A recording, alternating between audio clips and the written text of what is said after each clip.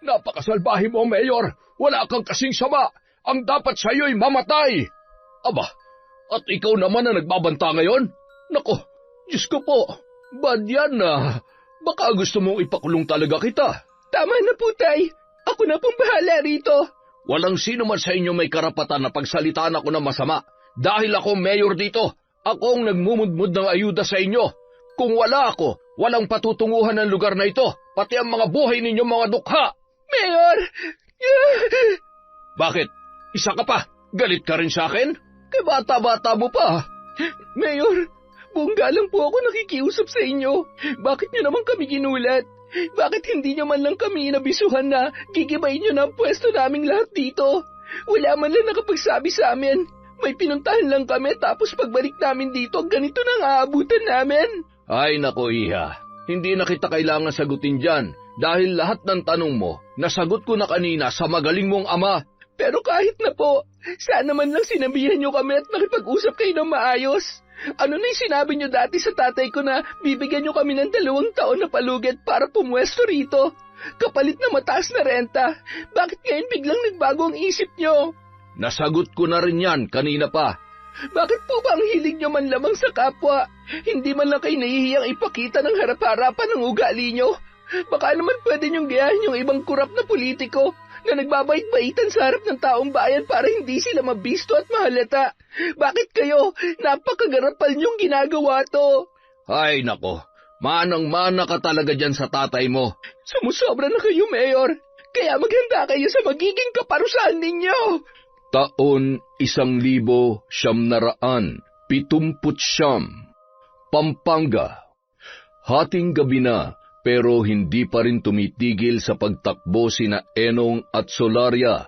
Bit-bit ng lalaki ang isang sanggol na babae habang patuloy na tinatahak ang masukal na kakahuyan. Dinig nila sa paligid ang yabag ng mga paa ng 3 tao na humahabol sa kanila. Ito ang grupo na nais pumuksa sa kanilang angkan, kaya naman ginagawa nila ang lahat para makalayo sa mga yon. Enong, wala nang ibang paraan. Mukhang kinakailangan nyo nang lumayo ni Karina dito. Dalhin mo na siya sa Batangas. Ano? Paano po kayo? Huwag mo na akong intindihin.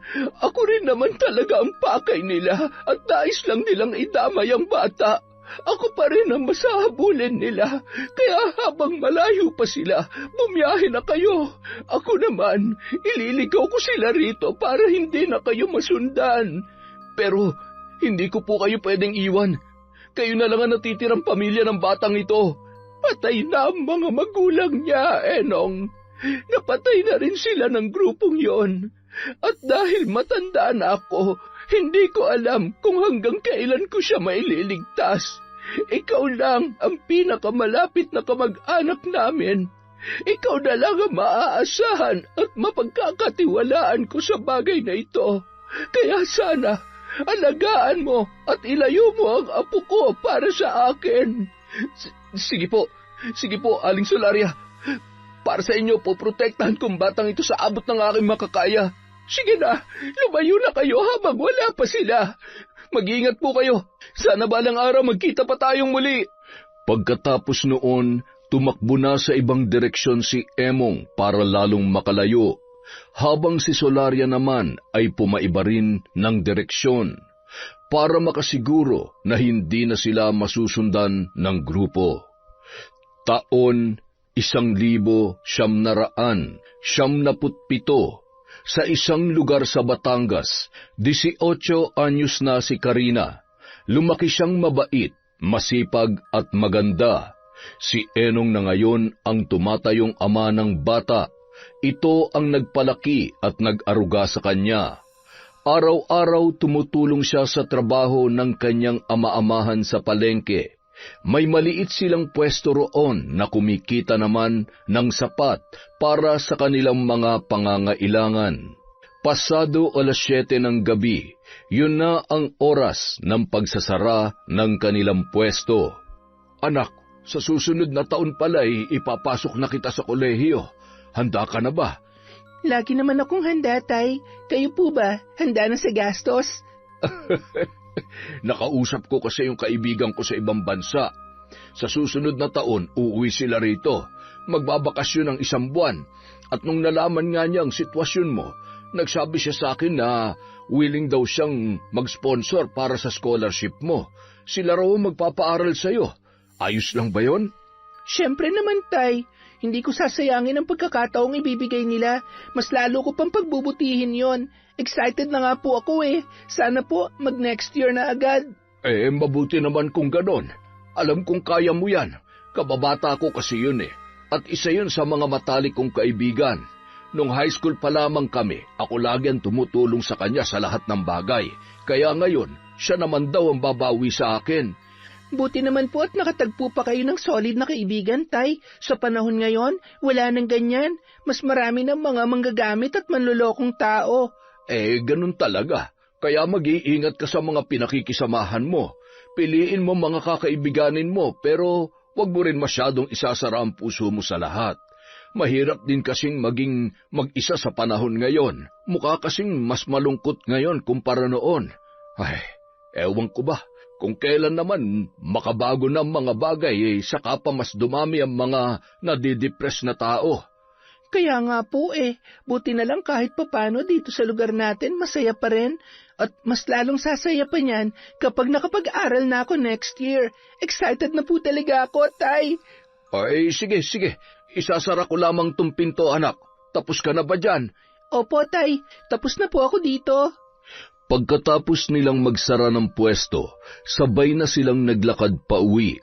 Habang tinatahak ang masukal na paligid, panay ang sulyap ni Karina sa matataas na damuhan sa kanilang tabi. Tay, naririnig ko na naman yung mga insekto. May sinasabi po sila. Ano raw ang sabi nila? May paparating daw na panganib sa buhay ko. Ano?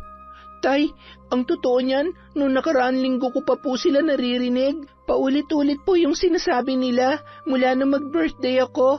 Ano po ba talaga nangyayari? Ano yung panganib na sinasabi nila sa akin? Umuwi na muna tayo, anak. Doon ko na lang ipapaliwanag sa iyon lahat. Oras na siguro para malaman mo ang buong katotohanan. Po? Anong katotohanan? Pagka-uwi ng mag-ama, doon na sinabi ni Enong ang katotohanan tungkol sa kanyang anak-anakan. Masinsinan sila nag-usap sa harap ng lamesa habang nakalapag ang kanilang hapunan. Ang totoo niyan, hindi naman talaga tayo taga rito. Sa Pampanga nagmula ang pamilyang pinagmulan mo, Karina. At hindi lang kayo basta isang pamilya. Galing ka sa lahi ng mga mambabarang. Ano po? Mambabarang? Tama ang narinig mo. Kayo na lamang ang natitirang lahi na mambabarang sa Pampanga sa modernong panahon. Pero may isang grupo na gustong pumatay sa inyo. Nais nilang ubusin ang lahi ninyo. Sila ang karibal noon ng iyong mga magulang. Masasama ang grupong ito. Parang mga loan shark, ganong klaseng organisasyon, anak. Nagpapautang sila ng malaking halaga sa mga mahihirap at yung mga nangangailangan. Nagkataon na kabilang ang magulang mo sa mga nakautang sa kanila. Pero mula nung pumalpak sa pagbabayad ang nanay at tatay mo, tinangka silang patayin ng grupong yon. Pero dahil nga lahi na mambabarang ang inyong pinagmulan, ginamit ito ng iyong magulang para parusahan ang grupong yon. Kaya marami sa kanila noon na nalagas. Kaso, binalikan ng grupo ang magulang mo at sa pagkakataong yon ay nadaig sila. Pagkatapos nila, sinunod din nilang patayin yung iba pang miyembro ng inyong pamilya at kamag-anak. Ang tanging natira na lamang noon ay ang lola mo, si Solaria. At dahil nga matanda na siya, hindi ka na niya kayang protektahan na mag-isa. Kaya ipinagkatiwala ka niya sa akin at inutusan niya akong magpakalayo-layo para mailigtas ka. Yun ang dahilan kung bakit nandito tayo ngayon nakatira sa Batangas. Ito ang probinsya namin. Dito, hindi ka mahahanap ng mga taong yon. Ganun po ba?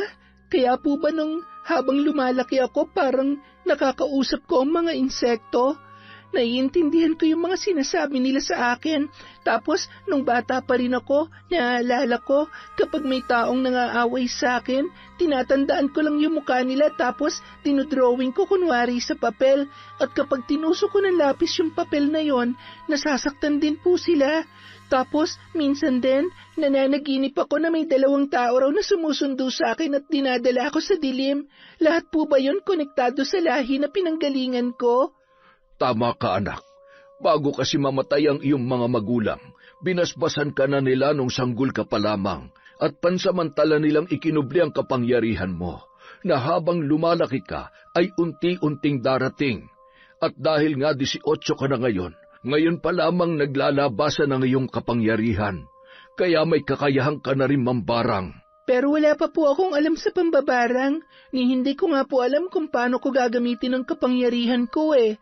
Dahil ganap ka ng dalaga, unti-unti, kusa nang lalabas ang lahat ng iyon. Ituturo ko na sa iyo. Ibinilin din sa akin ng Lola Solaria mo na pagdating mo ng tamang edad, doon ko palang sasabihin at ituturo sa iyo ang lahat. Teka lang po, kung nagmula ako sa pamilya ng mga mambabarang, ibig sabihin, mambabarang din po kayo? Hindi anak, normal lang akong tao. Isa ko sa malayong kamag-anak ng iyong mga magulang, pero dahil naging malapit ang pamilya natin, itinuring na nila kami bilang parte ng inyong pamilya. At dahil doon, tinuruan ako ng iyong Lola Solaria ng kanyang mga kaalaman. Yun din ang dahilan kung bakit kanya sa akin ipinagkatiwala. Alam kasi ni Aling Solaria na mag-isa na lamang ako sa buhay dahil naulila ako noon sa magulang ko nung sanggol ka pa lamang. Kaya ako ang pinili niya na mag-ampun sa iyo para maranasan ko pa rin daw na magkaroon ng anak. Pero wala na po ba talaga yung mga magulang ko? Yung lola ko po na sinasabi nyo, nasaan na po siya? Nagpaiwan siya nung tumatakas tayo sa grupong humahabol sa atin. Isinakripisyo niya ang kanyang sarili. Nagpaiwan siya doon dahil alam niyang siya talaga ang pakay ng mga yon para lang mailigtas ka niya. Ganoon ka kamahal ng iyon, Lola. Hindi ko nga rin alam kung nabubuhay pa siya hanggang ngayon eh. Mula kasi nung magkahiwalay tayo noon, wala na akong balita sa kanya. Kaya sana, tuparin mo ang ibinili niya sa akin para sa iyo, na ikaw magpapatuloy sa inyong lahi at hindi mo ito hahayaang mawala ng tuluyan. Kapag nagkaanak ka, magkakaroon din ng dugong mambabarang ang iyong anak. Hindi mo mabubura ang nakatakda sa iyong kapalaran, Karina. Nauunawaan ko na po. Bata pa lang talaga ako. Marami na akong napapansing kakaiba sa sarili ko, kaya hindi na rin magiging mahirap sa akin na tanggapin ang lahat. Ang nais ko lamang pong malaman, para saan pa po ang ituturo niyo sa akin? Kung wala na rin naman akong paggagamitan, malayo na tayo sa grupong gustong pumatay sa akin. Tapos, maayos na rin po ang buhay natin dito. Bakit ko pa po kailangan pag-aralan ng pambabarang? Dahil kahit anong iwas mo sa gulo, masusundan at masusundan ka pa rin nito. Kaya mas mabuting dapat alamin mo pa rin ang bawat sulok ng iyong kapangyarihan para alam mo kung paano mo ipagtatanggol ang iyong sarili sa bawat sitwasyon. Isa pa, hindi pa napapabagsak ang grupong pumatay sa mga magulang mo. Kahit nasa malayo sila, naghahanap pa rin sila. At oras na malaman nilang buhay ka, sigurado kung ikaw naman ang kanilang pupuntiryahin. Kaya kailangan palagi kang handa. At yun ang isa sa mga misyon ko bukod sa palakihin at alagaan ka. Ang ihanda ka rin sa mga pagsubok at panganib na iyong kakaharapin. Kaya kailangan mo pa rin talagang matutunan ang pambabarang. Kinabukasan, habang nagbabantay sa pwesto si Enong sa palengke, nagtungo naman sa kabilang barangay si Karina para ihatid ang mga order ng kakilala nilang si Mang Isko. Dahil may kapansanan ito, hindi ito nakakapunta sa kanila at nakabantay rin lamang sa sarili niyang tindahan. Tuwing gabi, nagpapabili na ito sa kanyang ama kung ano ang mga bibilhin at kinabukasan ay ihahatid na lamang. Salamat sa paghatid dito, Karina. Heto ang bayad ko. Salamat din po, Mang Isko. Siya nga po pala, di ba ngayong araw daw yung sinasabi nilang tulong pinansyal para sa mahihirap? Nakapunta na po ba kayo? Sayang din yon. 10,000 din yon kada tao. Malaking tulong din po yon. Sayang nga lang at may tindahan kami kaya hindi pwede si tatay. Ay nako, galing na ako roon kanina. Umaga pa lang ay nakapila na ako.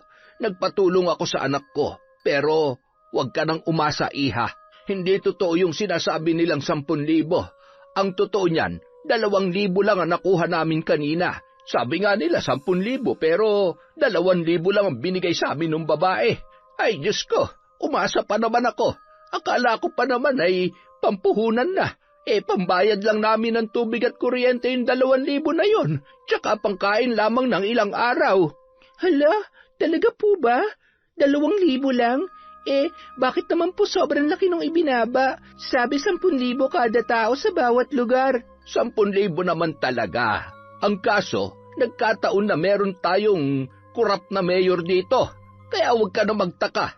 Kahit gaano pa kalaki ang donasyon at ayudang ibibigay sa atin, oras na dumaan yan sa mga kamay ni Mayor Romulo, kapiranggot na lang talaga ang mapupunta sa'yo. Grabe naman po ang Mayor Romulo na yon.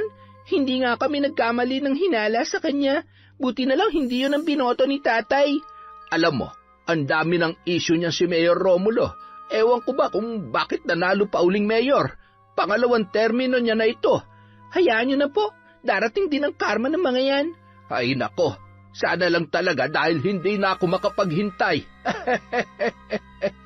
Habang pabalik na si Karina sa palengke, nakakita siya ng away sa tabi ng daan, malapit sa may damuhan. Nakita niya kung paano pagtulungan ng 5 lalaki ang isang binata na tila dayo sa lugar na yon.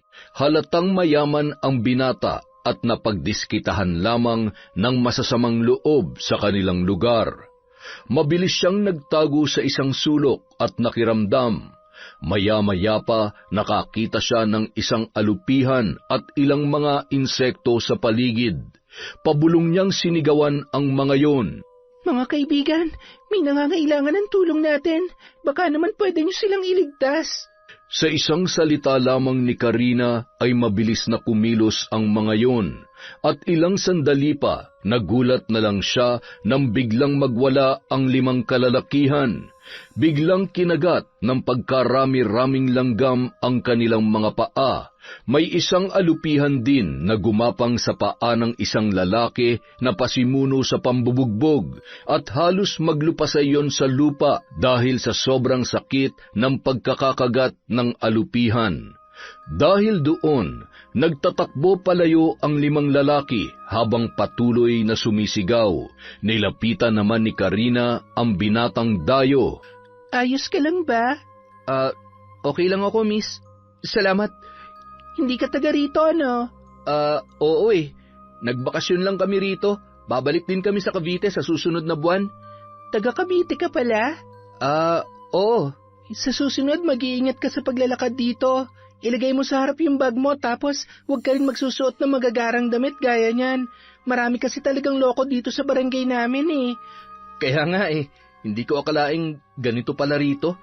Pero nagtataka lang ako, ano kaya nangyari sa kanila? Bakit biglang nilanggam at ginapangan ng mga insekto yung mga paa nila kanina? Hayaan mo na yon. San palang punta mo niyan? Pauwi na ako sa amin. Mabuti pa sumakay ka na ng tricycle kung sakaling may pera ka pa para hindi ka na ulit balikan ng mga yon. Hindi na kailangan. Sobrang lapit na lang kasi ng bahay namin dito. Walking distance na lang talaga. Kung ganon, mauna na ako May gagawin pa ako Salamat uli na marami sa concern, miss Iniwan niya na lamang ang lalaki kahit ang totoo ay parang gusto pa niyang makipag-usap dito. Sobrang gwapo ng binatang yon. Kaso mukhang lampa dahil hindi man lang naipagtanggol ang kanyang sarili.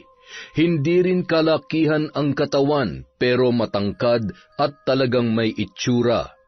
At dahil dayo lamang sa lugar, hindi niya alam kung kailan niya pa ulit yon makikita. Nagbalik na lang siya sa kanilang pwesto sa palengke at ibinalik na rin ang isip sa kanyang pagtatrabaho. Pagsapit ng gabi, mahimbing na ang tulog ng kanyang ama sa kabilang kwarto. Pagkaupo niya sa kanyang kama ay napasandal bigla ang kanyang ulo. Hindi niya namalayan na nakatulog na pala siya at bigla na lamang nanaginip si Karina. Kinakausap daw siya ng mga insekto at sinasabi sa kanya na kapag nag-18 na siya ay may darating na malaking panganib sa kanyang buhay. Ngunit kapag detalye na ang sasabihin ng mga yun ay hindi niya na maintindihan at unti-unti nang naglalaho. Ay, nanaginip na naman ako. Pero paano kaya ako makakapaghanda sa panganib na sinasabi nila kung sa panaginip ko ay bigla na lamang silang tatahimik sa bandang huli? Hay, ewan ko ba sa kanila? Bahala na nga sila at matutulog na lang ako. Kinabukasan, si Karina naman ang nakatoka sa kanilang pwesto, habang ang kanyang ama naman ay may pinuntahan sa kabilang bayan at mamayang tanghali pa makakabalik. Ilang oras din siyang babad sa pag-aasikaso dahil ang dami nilang mga customer ng umagang yun. Mabuti na lamang bago magtanghali ay naubos na ang mamimili. Doon pa lamang siya napaupo sa isang tabi. At kung kailan makakapagpahinga na sana siya, may dumating na naman na panibagong mamimili.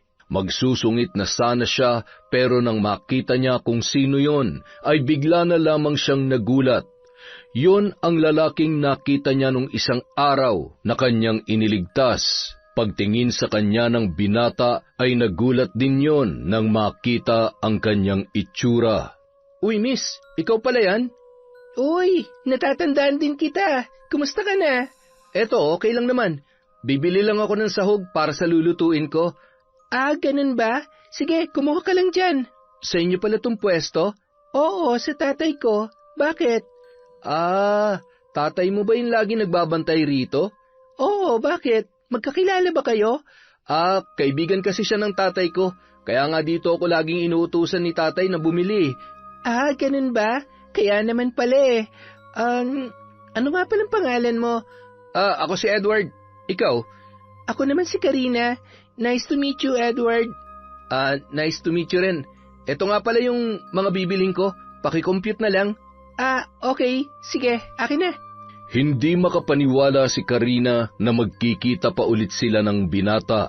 At ang maganda sa nangyari, alam niya na ang pangalan noon.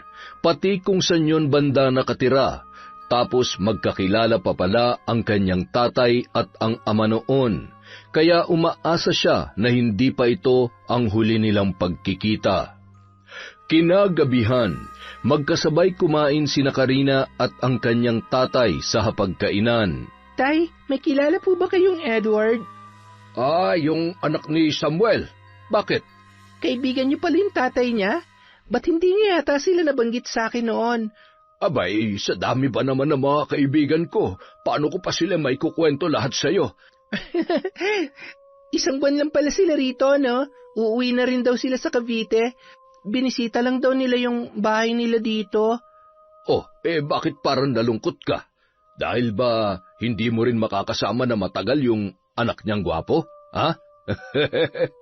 Nako, hindi po Kakakilala nga lang po namin eh. Nakita ko po kasi siya nung isang araw na pagtripan ng mga adik dun sa labasan.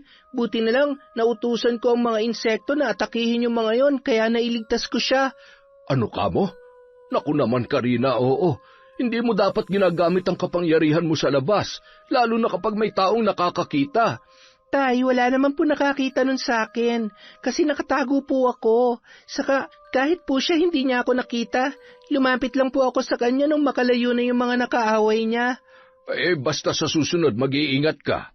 Siguruhin mong wala makakakita sa ginagawa mo dahil baka kung ano pang isipin nila sa'yo. Lalo na sa panahon ngayon, wala nang naniniwala sa mga kulam o barang. Pati mga kwentong aswang at engkanto ay patay na. Baka kung anong isipin nila sa'yo kapag may nakaalam yan. Sa Pampanga mo lang yan pwede magamit at mahasa pa. Bakit, Tay? Titira po ba tayo doon balang araw? Ang totoo kasi niyan, kailangan natin bumalik doon. Lalo na kapag mag-aaral ka na. Doon ka kasi paaaralin ng kaibigan kong balikbayan. May isang malaking university doon na konektado rin sa kanila. Doon ka nila gustong ipasok. Ganun po ba? Sayang naman. Komportable na po kasi ako dito eh. Ako nga rin eh. Kaso wala tayong magagawa. Yun ang desisyon nila. Siyempre, hindi naman tayo pwedeng kumontra, lalo na't sila ang gagastos ng lahat-lahat. Wala tayong magagawa kundi pumayag na lang. Kung hindi ay, hindi ka na lamang mag-aaral. Hindi naman po pwede yon, Tay. Lahat po gagawin ko para sa kinabukasan natin. Pero, di po ba nandun yung grupo na nagtatangka sa buhay namin? Hindi naman kasi nila alam yun eh. Kahit matagal ko ng kaibigan yon, wala siyang alam tungkol sa kasaysayan ng pamilya mo, kaya hindi nila alam yon. Masyado namang komplikado kung sasabihin ko pa sa kanila, hindi ba? Basta sundin na lang natin ang gusto nila, sayang kasi ang oportunidad. At kaya nga rin kita sasanayin na matutunan ang kapangyarihan mo sa pambabarang para pagdating doon, may magamit ka laban sa kanila kung sakali man na makikilala kanila. Mukhang ito na nga po yung sinasabi sa akin ng mga insekto, Tay, na pagdating ko raw ng 18, may panganib daw na kailangan kong harapin. Ay, kung ano man yon, ihahanda kita anak. Kaya simula bukas, sasanayin na kita. Maaga tayong magsasara ng tindahan at uuwi. Sige po, Tay. At mula nga nung araw na yun, sinimulan na siyang sanayin ng kanyang ama sa iba't ibang pamamaraan sa paggamit ng kanyang kapangyarihan sa pambabarang. Ang iba sinadya para magbigay ng sakit o pinsala sa ibang tao. Ang iba naman ay sinadya para maging proteksyon sa kanyang sarili, habang ang iba ay sinadya naman para magpagaling ng mga karamdaman o di kaya ay kontrahin ang barang mula sa ibang tao.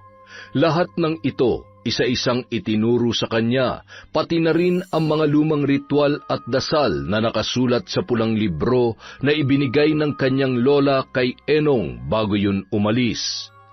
Makalipas ang ilang linggo, marami na akong naituro sa iyo, pero marami ka pa rin dapat matutunan at mapag-aralan. Lahat ng yon, dito mo na matututunan sa librong ito. Ingatan mo ito at lagi mong babasahin sa gabi para madagdagan pa ang iyong kaalaman. Gagawin ko po ang lahat ng yan, Tay. Tandaan mo, anak, hindi natin alam kung kailan darating yung panganib na sinasabi ng mga insekto sa iyo. Lagi mong ihahanda ang sarili mo. Lagi kang maging alerto. Naintindihan mo? Maliwanag po, Tay. Makakaasa po kayo. Pero yung tungkol pala ron sa pagpapaaral sa akin ng kaibigan nyo sa ibang bansa, talaga bang sa Pampanga nila ako ipapasok next year?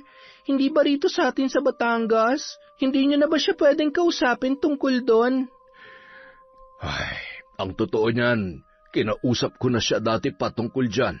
Nabanggit ko na rin sa kanya na hanggat maaari, dito sana kita gustong pumasok para hindi ka na malayo at hindi mo na rin kailangan mag-adjust. Kaso gusto talaga nila doon ka sa Pampanga. May scholarship program kasi sila ron na sila mismo ang sponsor at nagpapatakbo. Kaya doon ka lang talaga nila pwedeng ipasok. Alam kong mahirap tanggapin pero sana maintindihan mo, anak. Sige na nga po, okay na sa akin. Si namang Samuel po na kaibigan nyo, saan naman sila pupunta next year? Sa Cavite pa rin po ba sila o dadalawin nila kayo sa Pampanga?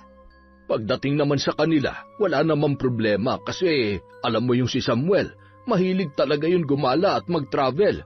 Hindi yun nananatili sa isang lugar lang. Kaya kapag nalaman niya na nasa Pampanga na tayo nakatira, siguradong pupunta rin yun doon para dumalaw at manlibre. Madalas yun magpakain kapag ka nagkikita kami.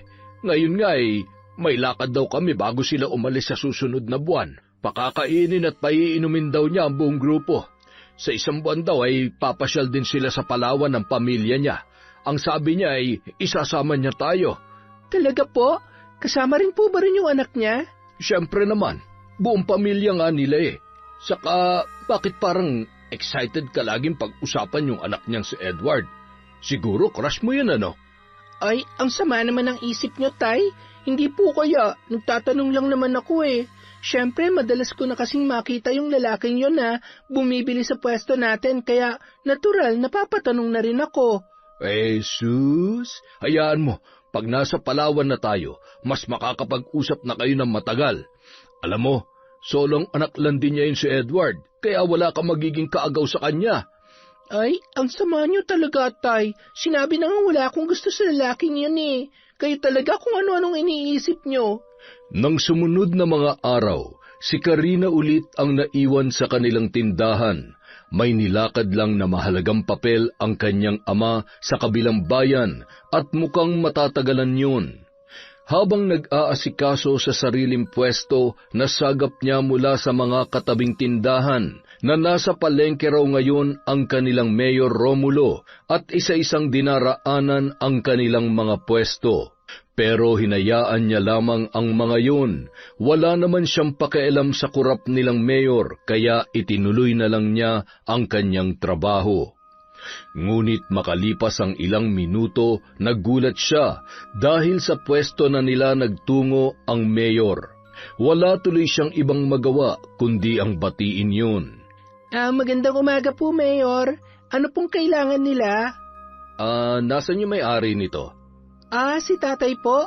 May nilakad lang po siya sa kabilang bayan. Baka mamayang tanghali po, makarating na siya. Bakit po? Pakisabi sa kanya, maghanap na kayo ng ibang pwesto na malilipatan dahil may paggagamitan na ako ng lupang ito at kasama tong pwesto nyo sa mga maapektuhan.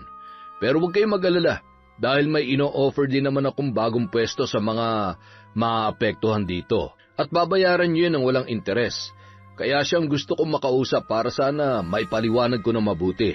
Para din naman sa ikabubuti ng ating mga kababayan ng proyektong ito, Iha.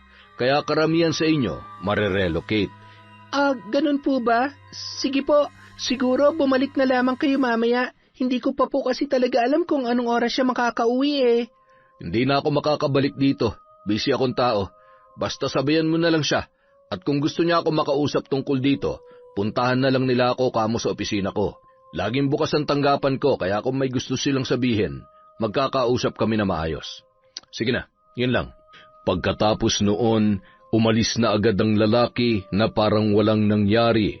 Hindi tuloy maiwasang mainis ni Karina. Parang ang sungit kasi ng tono noon. At kung makapagsalita, masyadong dire-diretso. Parang napakasimple lang na alisin ang kanilang pwesto at ilipat sa ibang lugar. Siguradong hindi rin matutuwa ang kanyang tatay kapag sinabi niya na yun. Grabe naman siya. Hindi man lang niya inisip ang magiging kalagayan natin dun sa relocation na sinasabi niya. Paano kung malayo pala yun? Halos lahat ng suki natin ay taga rito lamang. Hindi lang yun, Taya. Yung paraan din ng pananalita niya, hay nako, mabuti pa yung ibang kurap. Ang galing magbait-baitan sa taong bayan para lang makauto ng tao. Pero siya, hay nako, harap-harapang pinangangalandakan yung dila niyang matalim. Akala niya ay kagaganda yun ng imahe niya. Bakit ba may bumoto pa doon? Kahit nung kampanya pa lang, uma-attitude na eh. Yun pa talagang nanalo at nakabot na ng 2 termino. Grabe ha? Ano naman ang sabi ng mga katabi nating pwesto? Syempre hindi rin sila pumayag. Galit na galit nga po sila eh. Buong maghapon yun ang pinag-uusapan sa buong palengke. Marami pong may ayaw na ma-relocate.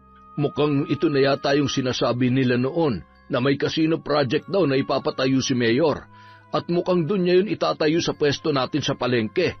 Grabe, para dun lang talaga paalisin nila tayo. Grabe talaga siya. Hindi ko siya kinakaya. Ang sarap niyang barangin sa totoo lang. Hayaan mo, makikipag-usap na lamang ako para magkalinawang kami. Sana nga lang ay maging maganda ang pag-uusap namin. Susubukan ko siyang puntahan sa tanggapan niya bukas. Kinaumagahan, kasama ni Karina si Edward sa kanilang tindahan. Bumili yon sa kanila ng mga sahog na gagamitin para sa meryendang iluluto mamayang hapon. Pero napasubo na sila sa kwentuhan dahil wala ring masyadong customer nung tanghaling yun. Ano naman ang sabi ng papa mo? Siyempre, galit na galit. Lahat kami dito hindi papayag na ma-relocate, no? Hanggat hindi namin nalalaman kung saan lugar kami dadalhin. Dapat bago sila nagpaplano ng ganon, binibigyan nila kami ng sapat na panahon para makapaghanda. Hindi yung bibiglayin nila kami ng ganon. Alam mo, lumipat na lang kayo sa amin sa Cavite. Mas masarap ang buhay doon. Saka marami din namang tao kaya madali rin kayo makakabawi. Tapos, mas marami din mababait doon.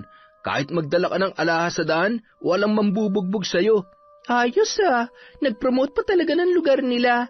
Ang totoo niyan, next year aalis na talaga kami. Kaso, sa Pampanga nga lang ang punta namin. Pampanga? Ba't parang ang layo naman? Anong magagawa ko? Doon ako gustong pag-aralin ni Papa eh.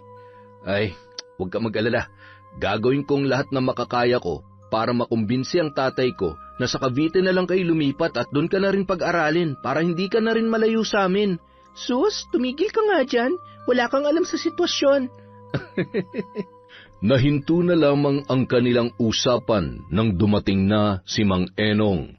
Agad silang umayos sa kani-kanilang mga pwesto at mabilis na kumalas mula sa pagkakalapit ng kanilang mga muka. Oh, Edward, nandito ka pala. Kumusta po? Eto, okay naman. O, Tay, ano nangyari sa pag-uusap nyo? Ayun, umuwi kaming umuusok ang ilong sa galit. Hala, bakit naman po? Pagdating ko kasi ron, nandun na rin yung iba pa natin mga kasamahan. Nag-meeting kaming lahat at ang sabi niya sa amin, kung hindi raw natin bibitawan ang mga pwesto natin dito, patataasan na lang daw niya ang renta. Ano? Di ba nung nakaraang buwan lang nagtaas na sila ng renta dito? Yun na nga ang sabi ko, pero lalo niya pa raw patataasin ang presyo at hanggang 2 taon na lang daw yon. Pagkatapos daw nun, kukunin na raw talaga niya tong lupa at kailangan na raw talaga nating umalis. Grabe siya, harap-harapan niya talagang ipinapakita ang mga sungay niya. Kung nandun ka lang, nakita mo sana kung paano niya kami pagtaasan ng boses, na para bang pinamumukha niya na wala siyang utang na loob sa ating taong bayan, kundi tayo may utang na loob sa kanya dahil pinamamahalaan daw niya to ng maayos. Kapag itong lupa natin ang inagaw niya, matitikman niya na talaga ang batas ng isang mambabarang. Ha? Mambabarang? Uy, ano ba? Ay, joke lang po yun. Kayo naman masyado kayong seryoso Pero totoo naman talaga. Ang sarap ipakula mo o ipabarang ng buhayang yon.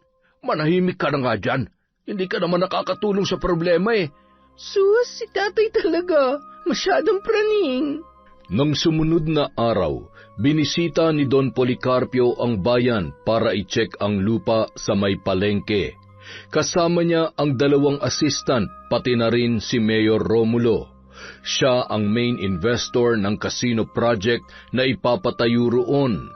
Matagal na nilang plano yun, pero ngayon lang siya nagkaroon ng oras na mabisita ang naturang lugar. Gaya ng sabi ko sa inyo, Don Policarpio, malaki ang lupa na yan kung tatanggalin mo yung mga nakapwesto dyan. Hindi ba magagalit ang mga nagtitinda kapag tinanggalan sila ng tindahan? Alam nyo kasi, umuupa lang naman sila. At dahil nabili na ng pamilya namin ang lupa na yan, kami pa rin na masusunod kung anong gusto naming gawin dyan. Ayaw nga nilang pumayag nung una Kaya ang ginawa ko, unti-unti kong tinataasan ng upa para mabigatan sila. At di kalaunan ay sila na rin ang aalis. Matagal-tagal pa naman bago ko ituloy ang project na ito. Kailangan ko pang magbalik sa US kapag natapos ng isang trabaho ko rito. Wala pa akong balak magsimula ngayon. Nais ko lang talagang makita ang lugar kung babagay ba rito ang kasino ko. Nako, Don Policarpio, sinasabi ko sa inyo, maraming mga sugarol dito sa amin. Halos lahat nga rito ay inuubos ang mga ayuda nilang pera sa sugal at bisyo. Mukha lang mahihirap ang mga tao dito pero malakas sumugal ang mga yan.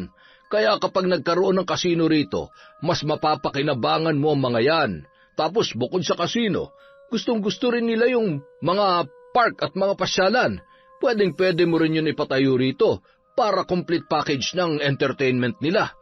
Mas malaki ang makukuha natin doon. Sinisiguro ko sa inyo yan. Abay, may tiwala naman ako sa iyo, Mayor. Kaya sige, ituloy mo lang ang ginagawa mo. Taasan mo lang ang upa sa mga pwesto nila hanggang sa sila ay sumuko.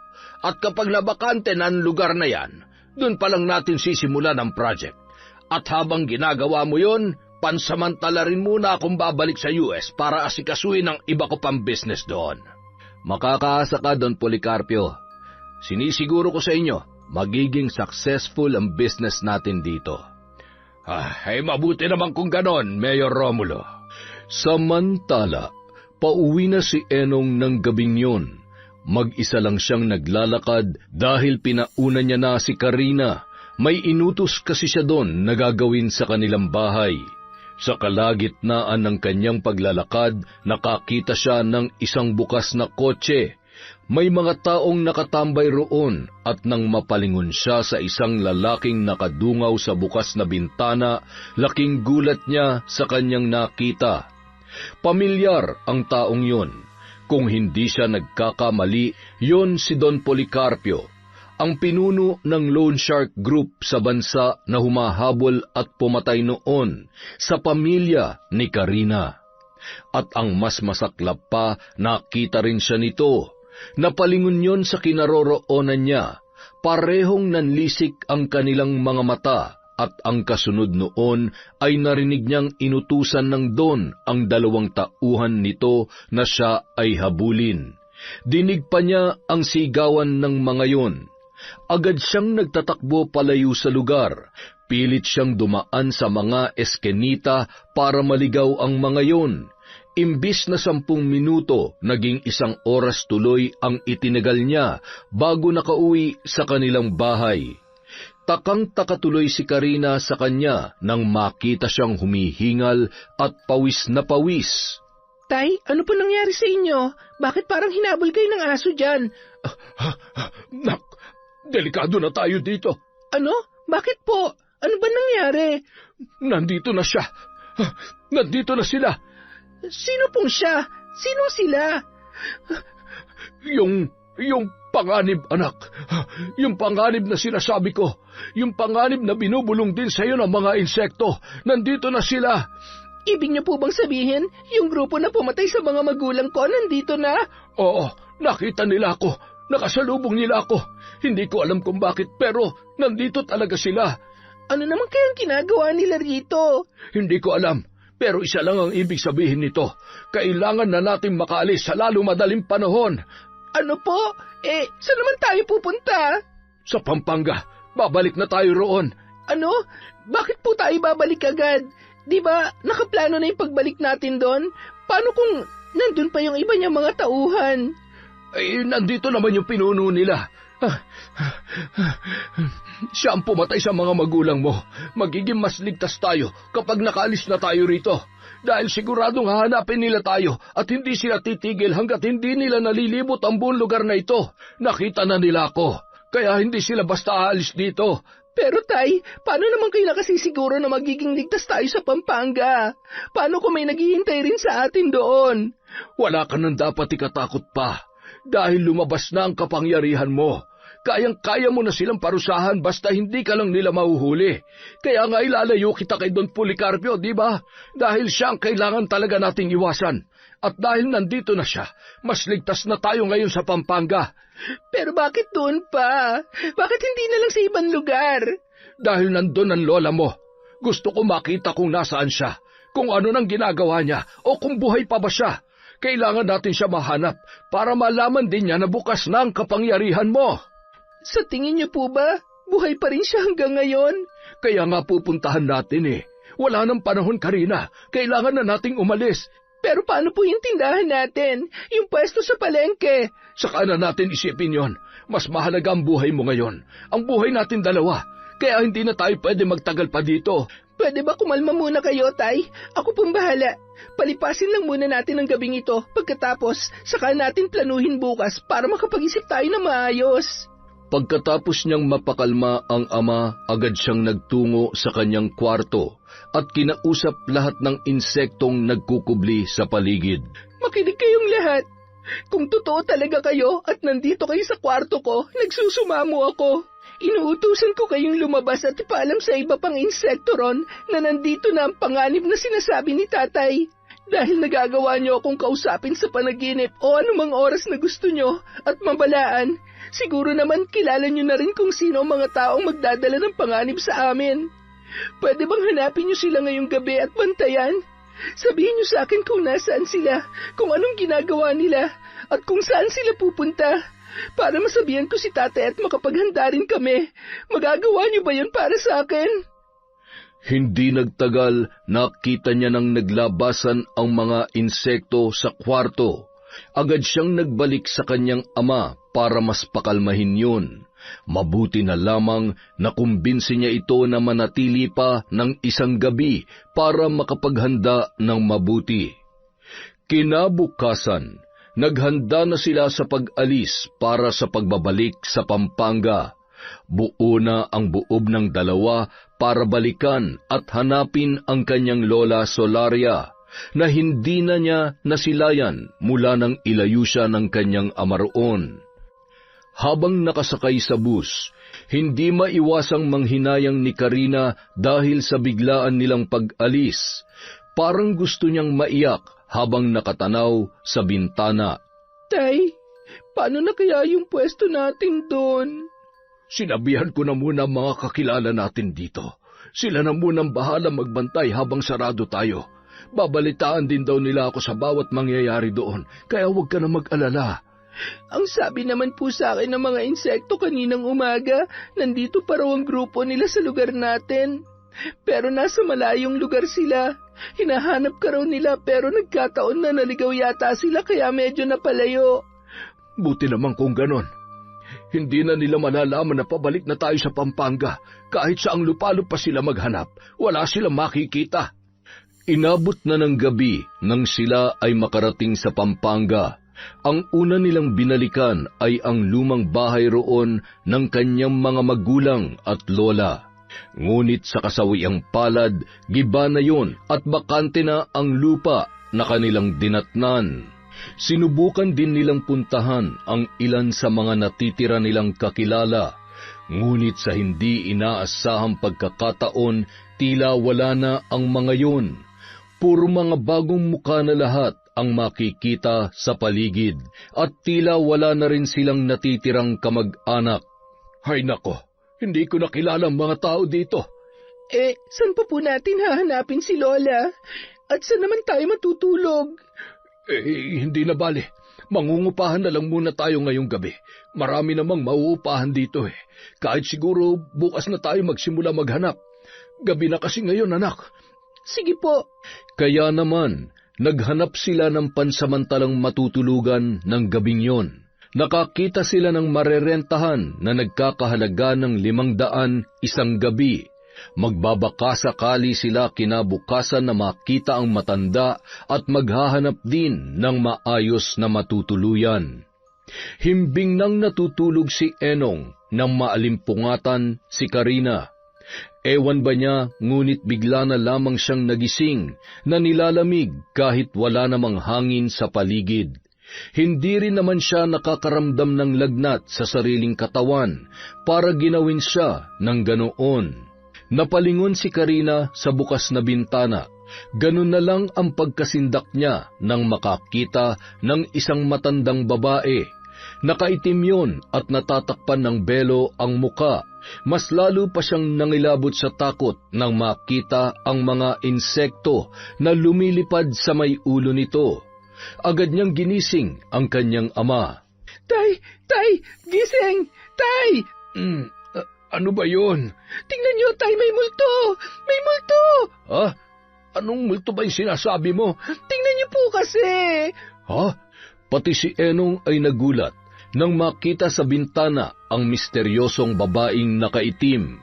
Ngunit ilang sandali pa nawala ang takot nito nang maghubad na ng belo ang matanda. Tumambad sa kanilang paningin ang anyo ni Solaria. Teka, hindi multo yan, anak. Yan ang Lola Solaria mo. Agad itong tumayo at pinagbuksan ng pinto ang matanda. Doon lang din humupa ang takot ni Karina nang makitang magsalita ang babae at yumakap ng mahigpit sa kanyang ama. Tia Solaria, kumusta na po kayo? Masaya akong makita kang muli. Siya na ba ang apo ko? Opo, tiya. Siya na po si Karina ngayon. Ganap na rin po ang kapangyarihan niya. Karina? Apo? Lumapit sa kanya si Karina at yumakap na rin ang matanda. Hindi ko akalaing magkikita pa tayo. Akala ko'y hindi na kita aabutan paglaki mo, Apo. Kayo na po bang Lola Solaria ko? Oo, ako nga. Agad silang pumasok sa loob at doon ipinagpatuloy ang pag-uusap. Ano pong nangyari? Saan po kayo nagpunta nung nagkahiwa-hiwalay tayo? Nagpalipat-lipat ako ng lugar para hindi nila ako matunton hanggang sa makapagtago ako sa isang baryo sa Porac. Doon na muna ako nagkubli habang mainit pa ako sa kanilang mga mata. Pabalik-balik din ako rito minsan para silipin ang lugar. Kaya lang, ilang buwan ko na silang hindi nakikita dito ngayon. Hindi ko na alam kung saan nagpunta sina Don Policarpio, ang grupong pumatay sa iyong mga magulang at sa iba pa nating kalahi. Ang totoo po niyan, nasa Batangas na po sila, Lola. Doon po mismo sa lugar namin. Ano? Natuntun nila kayo roon? Tia Solaria, hindi ko alam kung ano ang pakay nila roon. Pero ako ang una niyang nakita. Ipinahabol niya pa nga ako. Buti na lang nakalayo ako agad. Kahapon nangyari yon. Kaya nga kaninang umagay, lumuwas na kami agad para makalayo sa kanila. Balak namin kayong hanapin kaya dito kami nagpunta. Mabuti na lang at nandun sila ngayon sa Batangas at malayo rito sa inyo. Pero Lola, dahil buo na po ang kapangyarihan ko, gusto kong ipaghiganti sina nanay at tatay. Dahil sa grupong yon, hindi ko na naabot ang buhay ang mga magulang ko. Gusto ko silang pagbayarin sa ginawa nila. Huwag kang mag-alala. May mga litrato ako ni Don Policarpio, pati ng 2 natitirang tauhan niya. Magagamit mo yon para mapatawan mo sila ng barang kahit malayo sila rito. Tama lang na dito kayo nagpunta. Ang mahalaga, nagkita-kita na tayong muli. Pero, kumusta naman po kayo? Sobrang tagal na rin po kasi nung panahon na lumipas. Ang totoo niyan, may sakit na ako sa puso, Enong. Hindi ko alam kung hanggang kailan pa ako magtatagal. Kaya mabuti na lang talaga at nabigyan pa ako ng pagkakataong makita ang aking apo. Kapag naayos na itong lahat, sumama na kayo sa amin, Lola. Sa 1 taon, dito na mag-aaral si Karina sa Pampanga, doon sa Angeles. Sana lang ay abutin ko pa ang panahong yan, Enong. Marami na rin akong nararamdaman sa katawan ko. Ang tanging hiling ko na lang talaga ay masilayan pang muli ang apo ko. Lola, paano niyo po pala nalaman na nandito na kami? Hahanapin pa lang dapat sana namin kayo eh. Baka nakakalimutan mo, apo. Pareho lang tayo ng lahing pinagmulan. Kaya kung ano man ang mayroon ka ngayon, ay taglay ko rin yon. Pinabatid sa akin ng mga insekto sa paligid na nagbalik na raw kayo at sila mismo nagturo sa inyong kinaroroonan. Kaya madali ko kayong nahanap. Ganun po ba? Mayroon din pala kayong kakayahan na kumausap sa mga insekto, gaya lang nagagawa ko. Parte yan ng kapangyarihan mo at galing na rin sa basbas ng iyong mga magulang. Ibinilin nila sa akin na kahit anong mangyari, huwag ko raw hahayaang mawala sa katawan mo ang lahi na iyong pinagmulan. Kaya sana, kahit maging matagumpay ka na sa buhay, huwag mong tatalikdan ang dugong mambabarang sa iyong katawan, dahil magagamit mo yan sa maraming bagay. Ang dami ko na nga rin pong nagawa dahil dito eh, kaya umasa kayo na hinding-hindi ko ito tatalikuran, Lola. Mabuti naman kung ganon, apo. Maraming salamat. Kinabukasan, sinubukan na nila ang bisa ng kapangyarihan ni Karina. Gamit ang litratong binigay sa kanya ni Solaria, pinatakan niya ng kandila ang muka at buong katawan ni Don Policarpio. At habang hindi pa tuluyang natutuyo ang patak ng kandila, nagdikit na siya ng maliit na katawan ng patay na insekto. Sa kanya isinulat sa likod ang buong pangalan nito, at gamit ang wikang Kapampangan na itinuro sa kanya, binulungan niya yon ng mga dasal na tanging lahi lang nila ang nakakaunawa. Ganoon din ang ginawa niya sa litrato ng 2 nitong malalapit na tauhan na lagi niyang kasama. Kasama rin yon sa mga humabol sa kanila nung siya ay sanggol pa lamang. Pagkatapos maisagawa ang pagpatak ng kandila, ibinaon nila sa lupa ang 3 litrato. Sa kanya yon pinatakan ng sarili niyang dugo mula sa kanyang daliri. Pagkatapos, binuhusan din niya yon ng mainit na tubig na pinakuluan kasama ang itim na langis, dinurog-durog na katawan ng insekto at mga tuyong dahon sa kataimtim na umusal ng sagradong dasal. Sa pagtatapos ng ritual, nakaramdam ng kakaibang init si Karina sa kanyang katawan.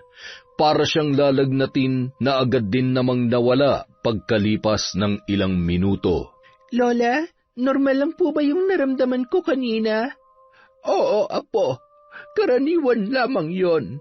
Ganun talaga ang nangyayari kapag nagsasagawa ka ng ritual. Ang pansamantalang pag-init ng iyong katawan ang nagpapahiwatig na gumana ang ritual na iyong ginawa at ang sumpa na ipinataw mo ay makakarating sa kanila. Kapag hindi ka nakaramdam ng init sa katawan, nangangahulugan itong hindi tumalab ang iyong pambabarang. Maaaring may ibang mas makapangyarihang mambabarang ang humaharang o baka may nagbigay ng proteksyon sa kanila laban sa iyong kapangyarihan. Gaano po kaya katagal bago tumalab sa kanilang pambabarang ko? Ngayong araw ding ito, masisilayan at matitikman na nila ang bangis ng iyong kapangyarihan, Apo. Kahit sa ganitong paraan man lang, may paghiganti ko si nanay at tatay, pati na rin ang iba pa nating lahi na inubos nila ng dahil lamang sa utang. Matagal na si Don Policarpio sa iligal niyang negosyong yon. Dati na talaga siya nagpapautang sa mga taga rito na sobrang laki ng interes. At dahil sa kanyang yaman at impluwensya, walang sino man na nagtangkang kumalaban sa kanya. Pero mga magulang mo, sila ang pilit na tumayo at lumaban gamit ang kanilang kapangyarihan. Inubos nila ang kalahati ng kanyang mga tauhan gamit ang pambabarang. Dahil dito, ipinahanap sila ni Don Policarpio. Pinaslang niya ang mga ito, pati na rin ang iba pa nating mga kalahi para hindi tayo makabawi. Nais ka rin niyang patayin ng malamang anak kanila, kaya naman pilit kitang inilayo rito para hindi kanila makita. Hindi niyo po ba siya naisipang parusahan din gamit ang sarili niyong barang? Noong mga panahong yon, nagkaroon siya ng proteksyon laban sa aking kapangyarihan, kaya hindi ko siya magawang saktan. Hindi tumatalabang kahit anong barang na ginawa ko sa kanya, pero ikaw, dahil hindi ka pa niya nasisilayan, hindi siya nakapagpalagay ng proteksyon laban sa iyo, kaya sa ating dalawa, ikaw at ang kapangyarihan mo lamang ang pwedeng makapuksa sa kanya. Kaya po pala ganun na lang katindi ang kagustuhan ni Tatay Enong na matutunan ko ang kapangyarihan ko, pero wala naman po akong pinagsisisihan. Masaya akong malaman yan, Apo. Maraming salamat dahil tinupad mo ang aming hiling para sa iyo. Ikaw ang magpapatuloy sa ating lahi na muntik ng malagas. Huwag mo itong hayaang mabura sa mundong ibabaw. Pagsapit ng gabi, umiinom ng wine si Don Policarpio. Pagkarating ng dalawang assistant niya, agad niyang binitawan ang wine glass at humarap sa mga ito. Ano nang balita sa paghahanap ninyo? Boss, ginalugad na namin ang buong bayan. Hindi talaga namin sila nakita. Nakipagtulungan na rin kami kanina mismo kay Mayor Romulo pero kahit ang mga tauhan niya hindi rin sila makita. Sarado ang pwesto nila kanina sa palengke at ayon sa napagtanungan namin, umalis daw sila kanina pa madaling araw pero hindi alam kung saan nagpunta. Kung ganon, maghanda tayo. Babalik tayo sa Pampanga, ngayon din. Boss, bakit doon tayo pupunta? Sigurado ba kayo nandun sila? Hindi ba kayo nag-iisip? Yung matandang Solaria na yon na natitirang kamag-anak nila, pilit nilang itinago sa akin ang apo niya para hindi ko ito makita at hindi ako makapaglagay ng proteksyon laban dito. Ngayong lumabas na ang kapangyarihan ng babaeng yon, sigurado akong doon sila unang pupunta sa Pampanga para hanapin ang lola niya. Matagal kong pinag-aralan ang lahing yon. Matagal kong pinag-aralan ang mga kalaban ko, kaya kabisado ko na ang lahat ng tungkol sa kanila, pati na rin ang pwede nilang gawin. Akala siguro nila ay matatakasan nila ako. Kahit saang lugar pa sila magtago, magkakatagpo pa rin kami. Kung ganon, ihanda na namin ang sasakyan, boss.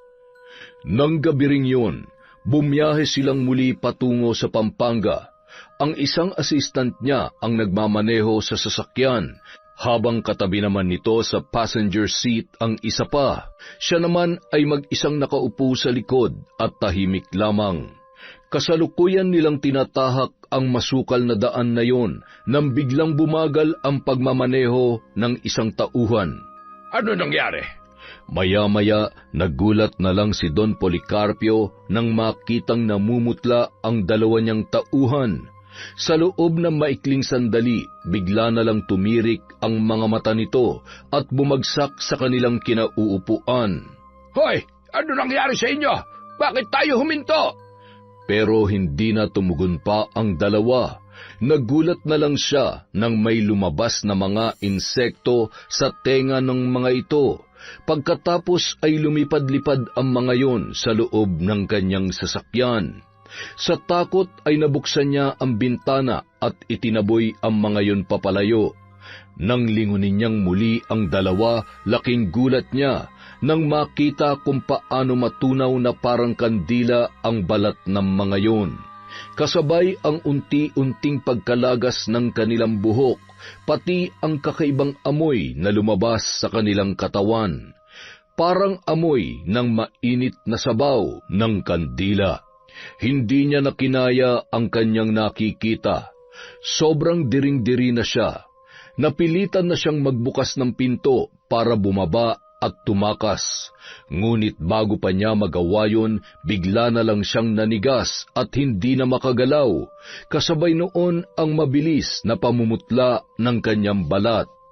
Kinabahan ang Don, sa isang iglap lang sinakluban ng laksa-laksang kilabot ang kanyang dibdib at buong katawan, kasabay ng paglabas ng kanyang pawis na dulot ng matinding pagkasindap.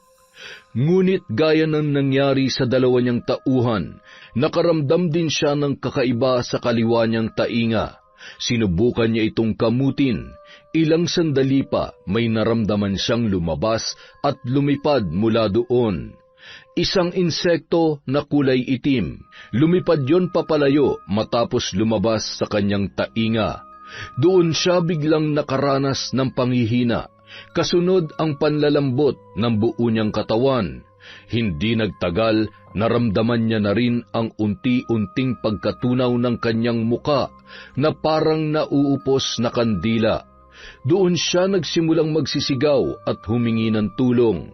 Doon din niya napagtanto na tila huli na ang lahat. Naunahan na siya ng anak ng mambabarang, kaya yon nangyayari sa kanya. Sa huling buga ng kanyang hininga, naramdaman niya pa ang paglabas ng laksa-laksa at magkakadikit na patay na insekto sa kanyang bibig bago tuluyang nagdilim ang kanyang paningin. Ilang sandali pa, pumanaw na si Don Policarpio. Nang mga sumunod na linggo, kung kailan payapa na ang pamumuhay ng mag-ama dahil wala na ang grupong humahabol sa kanila, nagkaroon naman ng panibagong problema sina Enong at Carina. Inatake sa puso si Lola Solaria, kaya napilitan silang dalhin yon sa pinakamalapit na ospital. Base sa kalagayan ng matanda, halatang hindi na talaga yon magtatagal. Nagsimula na rin yung maghabilin sa kanyang mga mahal sa buhay. Lola, huwag niyo po muna kaming iiwan. Kakayanin niyo pa po to. Makikita niyo pa po akong papasok sa college. Nararamdaman ko na nalalapit na ang katapusan ko, Apo. Hanggang dito na lamang. Ako, masaya akong makita ka. Sapat na sa akin ang makita ka muli. Kaya sana, huwag mong pababayaan ang sarili mo, pati ang tatay Enong mo. At higit sa lahat, huwag mong tatalikuran ang ating lahi. Naituro na namin sa iyo ang lahat ng dapat mong matutunan. Nasa kamay mo na ang magiging kapalaran ng ating angkan. Lola, wag. Please, wag po muna kayong sumuko, Lola. Subalit yun na ang huling lumabas na salita sa bibig ng matanda bago nalagutan ng hininga at sumuka pa ng puting likido. Napaiyak na lamang sa isang tabi sina Karina at Enong. Dahil sa pagkamatay ng matanda, si Karina na lang ang natitirang mambabarang sa kanilang lahi. Makalipas ilibing ang kanyang lola, nagpasya na silang bumalik sa Batangas para ipagpatuloy ang kanilang negosyo. Nagpahinga lang muna sila ng 2 araw para makarecover sa lahat ng nangyari nitong nagdaang mga linggo. Kinabukasan, kung kailan handa na silang bumalik muli sa pagtitinda, naggulat sila nang makitang ginigibana ang kanilang pwesto, pati na rin ang ibang pinagbebentahan ng kanilang mga kasamahan. Wala nang makapagtinda at hindi na rin nila alam kung nasaan na ang mga tao doon, ni hindi na nagbalita ang mga ito sa kanila. Naabutan pa nila si Mayor Romulo kasama ang mga tauhan nito na pinapanood ang demolition na ginagawa sa lugar. Teka, anong ginagawa nyo dyan? Ano ito, Mayor? Bakit? Hindi mo ba nakikita? Bakit nyo ginigiba itong lugar? Nagtatanong ka pa, sa amin to lupa namin to. Nabili na namin to at nangungupahan lamang kayo rito. Oo nga, pero nagbabayad naman kami Kahit ilang beses nyo na kaming tinaga sa presyo, wala kaming palya sa pagbabayad. Alam nyo yan? Oo, alam ko. Pero may bagong proyekto na ako ipapatayo rito. At dahil nga sa amin ito, ako may karapatan kung anong gusto kong gawin dito. Paano naman yung kabuhayan namin? Aba, ang lawak nitong Batangas. Ang dami niyong pwedeng lipatan na pwesto rito. Tsaka pwede ba, wag mo nga akong pagtaasan ng boses? Ngayon ka na nga na nagpakita rito ganyan ka pa. Paano? Kung kumilis kayo, hindi naman tama. Mayor ka pa naman dito, pero kung makaasta ka, daig mo pang naguhuramentadong squatter. Aba, dahan-dahan ka sa pananalita mo at baka hindi mo magustuhan ang gagawin ko sa'yo. Bakit? Anong gagawin mo? Ipapaligpit mo ako? Ipapakulong? Gagamitin mo ang kapangyarihan mo sa pwesto para man lamang sa kapwa? Sige, subukan mo. Hindi kita uurungan kahit na mayor ka pa. Sino ba nagsabi sa'yo na ipapapatay o ipakukulong kita? Grabe ka naman mag-isip kung ano-ano kasing teleseryeng pinapanood nyo Nagbibiro lang naman ako tapos ganyan na ang reaksyon mo? Ang OA mo naman. Hayop ka. Bakit mo sinira ang kabuhayan namin? Nasa loob pa ang mga paninda namin. Bakit wala na dyan? Saan nyo dinala yung mga paninda namin sa loob ng pwestong giniba ninyo? Pinatapon ko na dahil akin ang lupang ito. At para sa kaalaman mo, lahat ng mga gamit dito na itinapon namin ay binayaran na rin namin sa mga may-ari ng pwesto. Kaya nga wala na sila ngayon dito Wala na nagrereklamo rito maliban sa'yo dahil nga nabigyan ko na sila ng bayad. Kaya sila na mismo nagkusang umalis. Kaya ikaw, bakit naglalakas loob ka pa na magreklamo? Kung naging mabait ka lang sana sa akin, hindi sana kita pipilosopuhin gaya nito. Napakasama mo talaga. Wala kang kasing sama.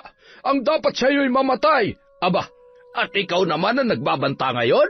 Naku, Diyos ko po, wag yan Baka gusto mong ipakulong talaga kita. Tama na po, Tay. Ako na pong bahala rito. Walang sino man sa inyo may karapatan na magsalita sa akin na masama. Dahil ako, mayor dito. Ako nagpapamudmod ng ayuda sa inyo. Kung wala ako, walang direksyong pupuntahan ang lugar na ito. Pati ang mga buhay niyo mga dukha. Mayor! Oh, bakit? Isa ka pa. Sinisigawan mo rin ako? Kay bata-bata mo pa.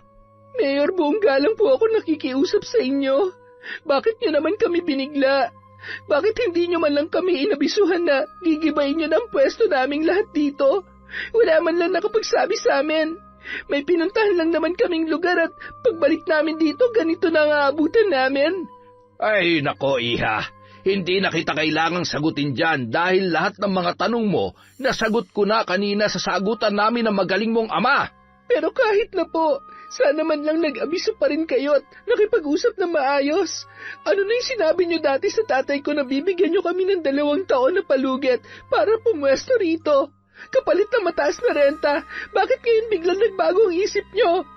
Hindi ko na rin kailangan sagutin yan. Nasagot ko na yan. Bakit po ba ang hilig niyo man lamang sa kapwa? Hindi man lang kayo nahihiyang ipakita ng harap-harapan ng ugali niyo? Baka naman pwede niyong gayahin yung ibang kurap na politiko na nagbabait-baitan sa harap ng taong bayan para hindi sila mabisto at mahalata. Bakit kayo? Napakagarapal niyong ginagawa to. Ay nako, manang-mana ka talaga dyan sa tatay mo. Sumusobra na kayo, Mayor. Kaya maghanda kayo sa magiging kaparusahan ninyo. At pinagbabantaan mo pa talaga ako? Bakit? Ano bang kayang gawin ng isang batang katulad mo? Tapos babae ka pa. Ang karma, Mayor, nasa paligid lang. Parang alikabok, hindi mo nakikita pero mararamdaman mo na lang kapag dumapo na sa mga mata mo. Aba, talagang sinusubukan mo ko, ha? Gusto mong gamitin ko ang batas para baligtarin kayo? Alam nyo, kahit i-report nyo pa ako sa kinauukulan, marami akong galamay at koneksyon sa paligid. Kaya kayang-kaya ko kayong baligtarin para kayong makulong. Hindi na po kailangan. Hintayin nyo na lang ang pagdapo ng karma sa inyo. Tama na yan, anak. Umalis na tayo. Isaksak nila sa baga nila ang kanilang lupa. Pagsapit ng hapon, nagtungo sa likod bahay si Karina. May hawak siyang litrato ng kanilang mayor na nakuha niya mula sa mga lumang karatula sa daan. Medyo malaki-laki yon kaya inilatag niya sa gitna ng lupa. Buo na ang kanyang loob na patawan ng parusang barang ang kanilang mayor. Ang ayaw niya sa lahat ay yung harap-harapan nitong niloloko ang kanyang mga nasasakupan. Kung walang magagawa ang batas, ay siya na mismo ang uusig doon. Gamit ang mga dasal sa wikang Kapampangan na natutunan niya sa pulang libro, pati kina Enong at Lola Solaria, sinimulan niyang sambitin ang mga yon habang nakatitig ng mariin sa mga mata ni Mayor Romulo na nasa karatula. Inulit niya ito ng 5 beses hanggang sa maramdaman ang init na tila dumaloy sa kanyang katawan. Doon niya sinimulang patakan ng kandila ang karatula. Pero sa pagkakataong yon, ang mga mata lamang ni Mayor ang kanyang pinuntirya. Nang mapuno na ng sabaw ng kandila ang mata noon, ay sunod naman niyang pinatakan ang bibig nito. Ang sumunod na nangyari, makikita si Karina na nagbubudbod ng itim na pulbura sa mata at bibig ng mayor. At habang dumidikit na sa natunaw na kandila ang mga pulburang yon, doon niya inilabas ang 2 piraso ng itim na insekto at idinikit sa mga mata na nasa karatula. Ang isa naman ay malaki at matabang alupihan na idinikit naman niya sa bandang bibig. Pagkatapos noon, lumuhod siya at inilapit ang mukha rito, saka binulungan ng makapangyarihang dasal ang mga insekto na kanyang idinikit, kasabay ng pagdaloy ng kakaibang init sa kanyang katawan. Nangangahulugan yon na tumalab na ang kanyang pambabarang at hindi magtatagal ay makakarating na ito sa kanyang bibiktimahin. Nagulat naman si Enong na maabutan siya roon. Hindi niya naiwasang kabahan para sa dalaga. Sigurado ka ba sa ginagawa mo, anak? Dapat lang na magbayad ang mayor na yun sa mga kasalanan niya, tay. Isa pa siyang salot na dapat nililigpit dito sa mundo.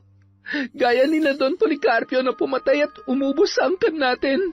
Sana lang talaga walang maging masamang balik ito sa iyo. Lalo't alam natin na makapangyarihan at maimpluwensya ang mayor na yon. Walang makapangyarihan at maimpluwensya pagdating sa akin, tay. Walang sino man na makakapantay sa aking barang. Nang gabing yun, habang nagpapahinga si Mayor Romulo sa kanyang kama, bigla na lang siyang nakaramdam ng kakaibang init sa kanyang mga mata, kasabay ng matinding pangangati. Sinubukan niya yung kusutin pero hindi mawala ang kati. Halos mamula na ang mga mata niya sa kakukusot pero lalo pang tumitindi ang init at pangangati noon. Dahil doon, napilitan na siyang bumangon para humingi ng tulong. Hoy, tulong! Mga hampas lupa akong kasambahay! Tulungan niyo ako rito, mga bisit kayo! Tulong! Subalit bago pa makarating ang mga yon, tuluyan nang nahulog ang 2 niyang mata, kasabay ng paglipad ng 2 itim na insekto. Nagsisigaw si Mayor Romulo at muling napahiga sa kanyang kama. Halos mangisay ang kanyang katawan habang parang gripo na tumatagas mula roon ang masaganang dugo. Pagkarating ng 3 kasambahay sa kanyang kwarto, yun na ang eksaktong naabutan nila. Halos mapasigaw rin sila sa matinding pangingilabot. Sinubukan nilang lapitan ang kanilang amo, pero bago pa sila makagawa ng aksyon, may isang malaking alupihan na biglang lumabas sa bibig nito. Kasabay ng pagkaputol ng dila ng matanda, ang pag-apaw rin ng dugo sa kanyang bibig. Tuluyan nang napaatras ang 3 katulong at pati sila ay napatakbo na rin sa sobrang takot. Napilitan na silang humingi ng tulong sa labas. Patuloy na nanginig ang katawan ni Mayor Romulo habang unti-unti siyang nauubusan ng dugo na di kalaunan ay naghatid din sa kanya sa malagim at madugong katapusan. Huli na para malaman niya na siya ay nabarang. Makalipas ang 1 buwan, muling nakabangon sina Enong at Karina. Ginamit nila ang natitirang ipon bilang pampuhunan at sa isang bakanteng lupa sa kanilang bayan, nakakuha sila ng panibagong pwesto para sa kanilang tindahan. Mura lang ang renta at kakilala rin ni Enong ang may-ari noon. Pero nang sumunod na araw, pansamantala silang nagsara at dumalaw muli sa puntod ng kanyang lola Solaria sa Pampanga. Naisipan nilang dalawin yung muli para sa 40 days ng kamatayan nito. Hindi na sila naghanda, nag-alay na lang sila ng bulaklak at kandila para sa kanyang lola. Lola, tahimik na po ang pamumuhay namin ngayon. Wala na po tayong mga kaaway. Wala na sina Don Policarpio at wala na rin ang mayor na nanggigipit sa amin sa Batangas. Mas maayos at mas masaya na po ang buhay namin ngayon, kaya sana maayos din po ang kalagayan nyo kung nasaan man kayo ngayon. Huwag po kayong mag-alala, Tia Solaria. Patuloy kong gagabayan si Karina at gagawin ko ang lahat para mailayo siya sa anumang kapahamakan. Nangangako rin po ako na patuloy kong aalagaan at palalawakin ang ating angkan upang hindi ito mawala sa mundo. Pagkatapos nilang mag-alay ng dasal para sa puntod ng kanyang lola, yumakap ng mahigpit sa kanya ang ama-amahan, tanda ng pagmamahal nito sa kanya bilang parang tunay na magulang. Noong araw ding yun, handa na silang magbagong buhay at harapin ang panibagong mga pagsubok at kapalaran na naghihintay sa kanila. Yun! Parang napagod ako ngayong araw Dahil dyan, meron tayong shout-out. Siyempre, hindi po pwede mawala yon. Simulan natin kay Emma Dumato. Shout-out po kay Kim Bara, kay Roslyn Labajo, hi kay Lola Lisa OFW. Hello kay Water Lily. Hi din po kay Baga Foro Nene, Manisan Mamot Mapadtaya, kay Dimples Yumi, kay Carlita Nocerale, kay Roslyn Jimenez. Hi po kay Leona Taytay, kay Chris Gel Mamado, kay Jaren Beter, kay Teresa Francisco Vlog. Shout out kay Ramil Fariolin, kay Sheena Enriquez, kay Michelle Marciano, kay Josephine Marcaida. Sa Galedo family po, from Rai. Hi kay Kane Third Lang Vlog. Hi kay Precious Jane Kalunod, kay Febe Ranyada, Monica Nieves, Alma Naong, kay Catherine Fantinalgo, The Cinderella Maldita, hi kay Josie Aniban, kay Ruby Rose from Singapore, hi kay Lynette Reparado, kay Amelia Pagsinohin, kay Chander de Guzman, hello po kay Christy Gaitan, kay Abel Hipolito, kay Tony Pascual, shout out kay Maribel Benitez, kay Betty Velasco, Jeneline Jacobe, kay Maria Angela Escopeta. Hi po kay Sacartabio family from Sandra Miguel at Nin. Hello po kay Emily Sauro, kay Lori V, kay Manilin Gruba, kay Josefina Fuelias, sa Batal family from Jerlin Batal. Hi din po kay Dorina Sosa, kay May Megs, kay Jennifer Sacris. Hi kay Charito Inocentes, kay Rebecca Katipay, kay Ariana Fia Vitale, kay Chat Advincula, kay Gay Somodio, kay Harjam Estoche, sa mga mananahi ng RGW, kay Ronald Rolly Ace, at kina Boss Roland at Glenda. Hi po kay Joan Olimpo, kay Jobel Baldonasa, kay Rhea Gonzaga, kay Alfreda Alano, kay Pureza Tagiwalo, kay Robert Crimen, kay Irish Falsado. Hello po kay Norsen TV, kay Norman De La Cruz from Melody De La Cruz. Hi kay Jessica Sobremonte. Hi din po kay Connie Cruz, kay Phoebe Lau, kay Kitty Gold, kay Resel Galope, Kalimlim at Ibano family from Lina Ibano. Hi po kay Estela Da Silva, kay Hani Austria, kay Filipina Palsario, kay Ryan Olaires, kay Luisito Malto, kay Cherilyn Dasalia. Hi po kay Crisilda Solis, kay Arlene Amaro, kay Abigail Kabugayan, kay Deans Rodriguez, Javen Delasan, kay Cherry Mukbang ASMR. Hello din po kay Beth Mercado, kay Camel Conchada, kay Kat Burglar Cutie, Meow Meow. Hello din po kay Pani Kadunding.